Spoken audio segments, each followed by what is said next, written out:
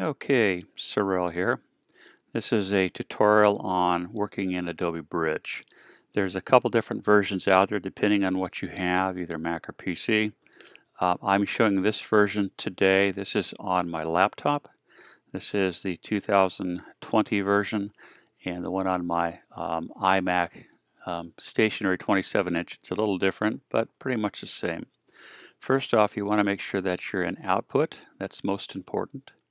And from that, you need to select your file. So I can come up here, look for desktop, and on my desktop I have a couple of things. In fact, go to computer, and where is it? There it is, under Audrey. I have a file called Demo Bridge. I'll open that up.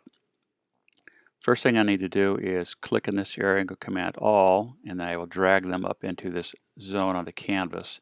And it says right there I have added 52 of these. Now that I have them selected, I can also go over here to the page size. I want to pick letter size, which is 8.5 by 11. My DPI should be about 96. I don't need to go any bigger than that. And also rotate thumbnails to fit best. So they need, that way you can see how they rotate it on the page. It gives you a little example of that. That way you maximize. In order to get them as big as possible, you can either not have the header down here, and I'll show you the header in a moment, and then you can adjust your margins as well. So let's go to grids and margins. So I've asked for 2 across and 2 down. You can do more than that, but I'm only asking for 2 across, 2 down. That's 4/0, and that's interesting. I got one photo that is kind of wackadoodle. Maybe it was photographed the way. I can go back and check at any time to make sure that everything is the way I want it. Yeah, everything's fine. I don't know why that one's funkadoodle. And then I go to headers, and I can include a header in there. If I include header, and I can type in something that I want to place in there. Cyril documents _ photos. It doesn't matter what your title is. It's for your use only. And I can go and collapse that. And I can actually preview through that, see what the different pages look like. It looks great. And I'll go export. I will export to the laptop. It's a PDF, and I'll call it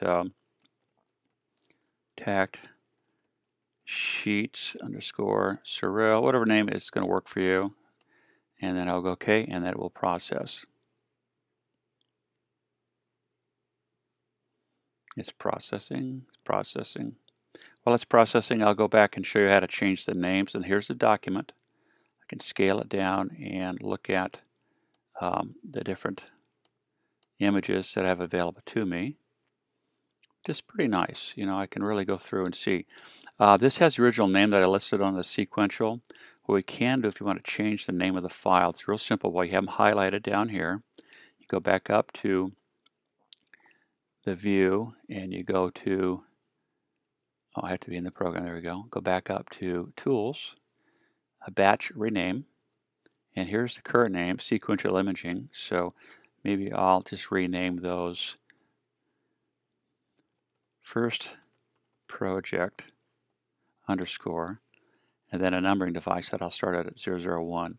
So the very first one will start out as first project 001, and you can call that anything that you wish, but it's important because a lot of times you get these images from your camera and it says IMG _ 7852, IMG _ 7586, and on and so forth.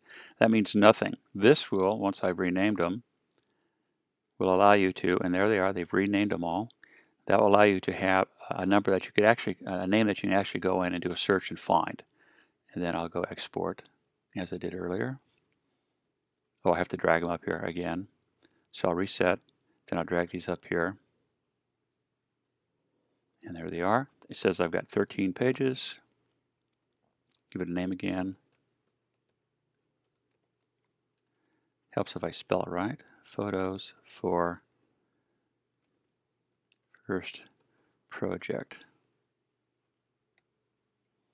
And there it goes again. It will process. Now we can move this out of the way, and I will look for that. It will bring it up in a moment, be on the desktop. And there's my file. Nice and neat. There's Cyril's photo documents. There's that new name I gave it. project, first project, number 1, number 2, number 3, number 4, and it's a great little way to do the process. We will go over this again in class if asked, and I hope this was helpful, and we'll see you shortly.